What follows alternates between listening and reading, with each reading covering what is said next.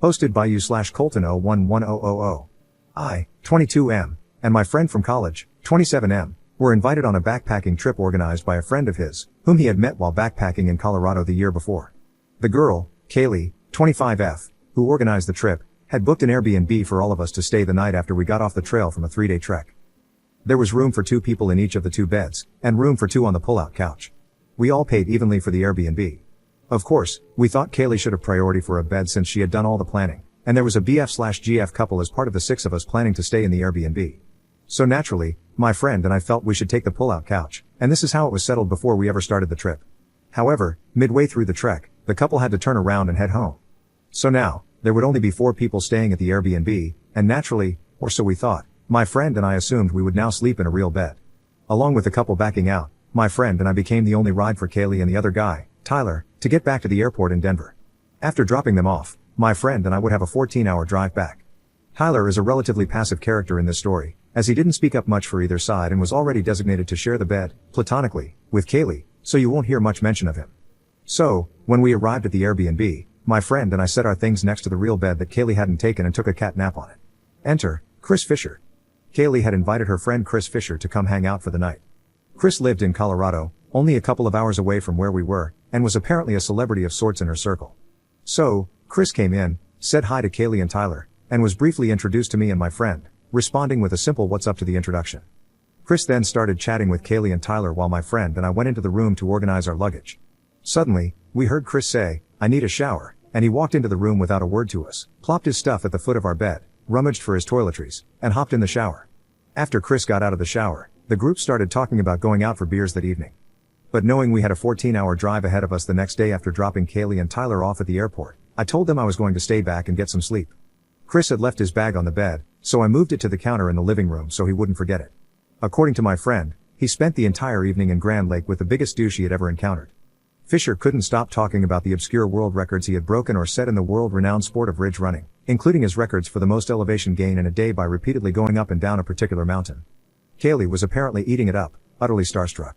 If you've seen the movie The Other Guys and remember how everyone reacted to The Rock and Sam Jackson's characters, that was exactly Kaylee's demeanor, according to my friend. After returning from the soul-sucking outing, my friend was more than ready to bid Mr. Fisher adieu and never see his face again. Unfortunately, that's not what happened. Kaylee was furious that I was still in the bed. She wanted Chris to have it and brought up the fact that my friend and I were originally designated for the pull-out couch. My friend stood up for us, arguing that not only did it make sense for us to take the real bed since it was now available, but also that Fisher hadn't contributed anything for the trip. We weren't even told until the last minute that he was coming, and most importantly, I was already asleep in the bed. Kaylee was apparently refusing to have it any other way and wouldn't stop hammering the issue. Finally, Tyler came and woke me up to sleep on the pullout. It was around midnight, and we needed to be out by 6 a.m. I stumbled into the kitchenette in a sleepy stupor. This is where I got a real taste of the douche that is Chris Fisher. For 2 hours, in the kitchenette just 8 feet away from the couch Kaylee insisted we sleep on, my friend and I had to sit and listen to Kaylee and Fisher drone on about their outdoor adventure prowess. They kept boasting about how great they were at skiing, snowboarding, and setting fastest known times on trails. I had no idea until that moment that vacation activities could be such a flex, but they proved that one could make them their entire personality and the pinnacle of their life's accomplishments. Looking back, I should have chimed in about how I hiked the Matterhorn in Europe, but they probably would have countered with how they went to Europe too, only harder. My friend was staring at me, seething. He hated that they woke me up, hated that they kicked us out of our bed, and hated the added insult of them having the audacity to chat for 2 more hours right next to where we were supposed to be sleeping. About an hour and a half in, as he continued to seethe, he subtly gestured for me to check my phone.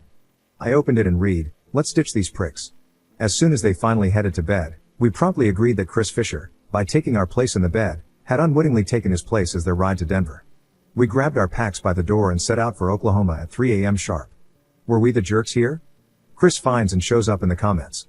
This is pretty funny, especially the part where you actually still drove them to the airport. You did an excellent job manipulating this story, Tanner. Commenter response to Chris. Bro, with how much you love yourself, why haven't you put a ring on it?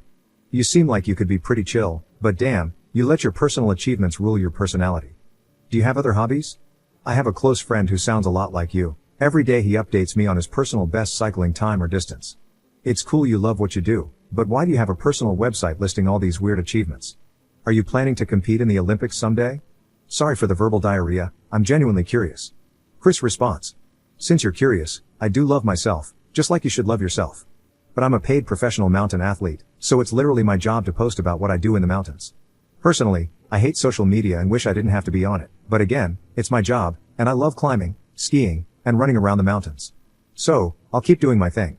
People who actually know me would speak very differently than this op. It's honestly pretty hilarious that he came up with this whole story. Anyway, hope I answered your question. Have a great evening. Update 1 day later. So there was indeed some embellishment. Chris asked for this, so no one blame me for making him and Kaylee look even worse. Everything in this story is true, except for the part about us actually leaving. My friend tried to talk me into it, but I said it was too mean, even in response to what they had done to us. I couldn't bear the thought of leaving someone hours away from where they needed to be, though my friend insisted Fisher would surely be a reliable ride to the airport. In reality, we had told them, when we agreed to be their ride to the airport, that this would require us to leave very early that morning because my friend and I were cutting it close to make it back to Oklahoma in one stretch so he could attend his 6 p.m. Central Time class that evening. So, even after being treated like dirt, even after they slept in and lollygagged all morning, causing us to leave about 2 hours later than we needed to, we still drove an hour out of our way to take Kaylee and Tyler to the airport. As a result, we ended up being too late for his class. We called friends and family all day to pick their brains about whether we would have been wrong, as I maintained, to leave them, or if we should have, as my friend insisted, left Kaylee and Tyler high and dry. We got mixed reviews on that. We had completely forgotten about the whole scenario until today, while driving to another new adventure and reading Am I the Jerk posts, as we love to do on our car rides. That's when we realized this story would be perfect for this forum. Of course, we weren't posting in a forum called Would I Hypothetically Have Been the Jerk If I Had Done the Thing I Thought to Do but was too nice to actually do, so we had to add the alternate ending we've always wondered about. So, sorry for embellishing, Chris, but I'm not sure how the reality paints you in any better light. The truth sets us free, I suppose. Commenter. You're the jerk for not leaving them there and making me read this update, lol.